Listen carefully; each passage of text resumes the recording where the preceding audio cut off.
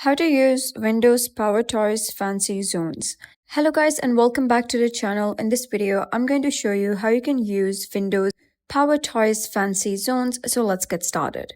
First of all, you gotta install PowerToys. To do that, you gotta head over to your Microsoft Store, go to the search bar, type in PowerToys, and if you have not installed it before, you'll be able to see install button.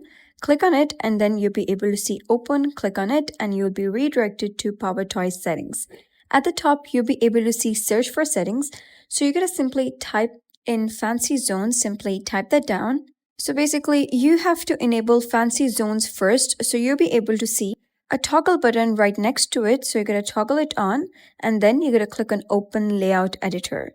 You'll be redirected to your layout editor and first you're going to select your template. You can choose no layout, focus, columns, rows, grid or priority grid, or you can simply create a custom one. So I'm going to click on columns right here and click on create new layout. You're going to give your layout a name and then click on create. So you'll be able to see 3 columns right here. The next thing that you're going to do is drag and drop each window. For example, first I want to drag and drop the VS Code. So you can simply open your VS Code and then you're going to long press shift. And while you are pressing shift, you're going to drag this window right over here. And now you can see that the window has been added. Now let's do that for the others as well.